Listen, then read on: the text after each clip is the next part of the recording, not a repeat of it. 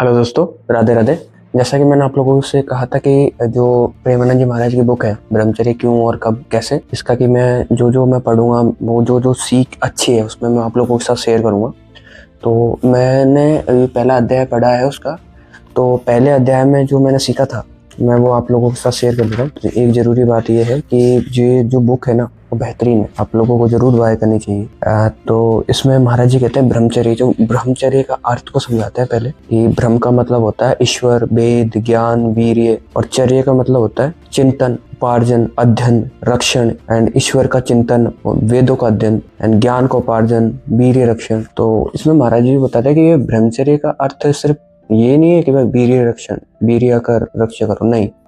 उसमें महाराज जी कहते हैं कि इसमें ना सिर्फ ब्रह्मचर्य सिर्फ एक पे ही शब्द पे नहीं रुका हुआ है, बहुत सारे चीज आते हैं। उसमें आता है अच्छा देखना, अच्छा सुनना, अच्छा बोलना, अच्छा महसूस करना, अच्छा टच से, अच्छा कोई भी कार्य करना, भगवान को समर्पित करना, या फिर अच्छा लोगों के लिए भला करना, ये सब ब्रह्मचर्य में ही आता है। सिर्फ ये एक शब्द में नहीं है कि वीर्य रक्षा करो उसमें ब्रह्मचर्य, नहीं। ये पूरा जो ब्रह्मचर्य है, ब्रह्मचर्य का अर्थ बताते हैं कि कानों से अच्छा सुनो, उत्तम श्रवण, आंखों से अच्छा देखो, पवित्र भोजन पाओ, नाक से अच्छे जो गंध वो लो, पैरों से भगवान के मंदिर या तीर्थ में जाओ, मन के विषय में चिंतन करो और इंद्रियों को संयमित रखो। ये ब्रह्मचर्य होता है। वो जो ब्रह्मचर्य का अर्थ होता है वो ये होता है कि अच्छा देखना, अच्छा सुनना, अच्छा खाना, अच्छा कोई सत्मार्ग काम करना, अच्छे अपने हाथों से कोई अच्छा कार्य करना, ये ब्रह्मचर्य के अर्थ में आते हैं ये सब कुछ। एंड जो इसमें ये था कि जैसे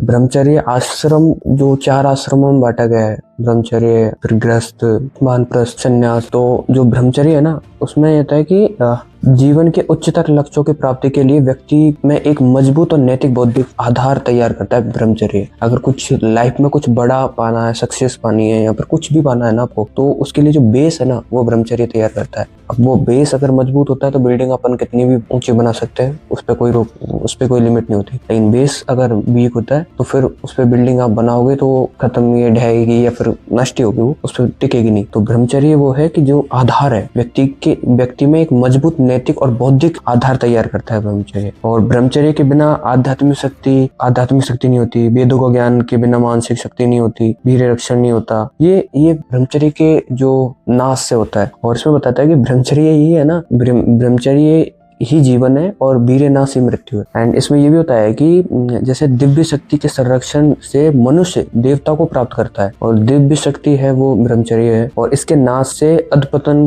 की ओर बढ़ता है। वीर्य की रक्षा से ओज, तेज, धैर्य, बुद्धि, स्मृति, आत्मबल में वृद्धि होती है। एंड साथ में इसमें जो नैष्ठिक ब्रह्मचर्य होता है, वो नैष्ठिक ब्रह्मचर्य तो होता है जो आजीवन पूरा ब्रह्मचर्य रहे, सतमार्ग पर चलता रहे, एंड उस पे जो आजीवन अपनी इंद्रियों को संयमित रखता है, उस रास्ते पे, ये जो सतमार्ग वाले काम है, आध्यात्मिक मार्ग पे, वो ज्यादा प्रबल काम करता है वो नैष्ठिक ब्रह्मचर्य। लेकिन सभी नैष्ठिक ब्रह्मचर्य नहीं रह सकते, तो उसके लिए भी महाराज जी ने आगे बताया, जो कि मैं नेक्स्ट वीडियो में बताऊंगा। चैप्टर में जो चीज सीखी थी वो मैंने आप लोगों के साथ शेयर कर दी। एंड ये बुक हाँ मेरे अकॉर्डिंग बेहतरीन है, आप लोगों के साथ बाय करनी चाहिए। और अगर आपको बाय करनी है तो मैं इसकी लिंक डिस्क्रिप्शन में डाल दूंगा। लेकिन ये बुक काफी अच्छी है, पढ़ो। मैं भी पढ़ रहा हूँ, आप भी पढ़ो। तो सभी को राधे राधे, थैंक यू।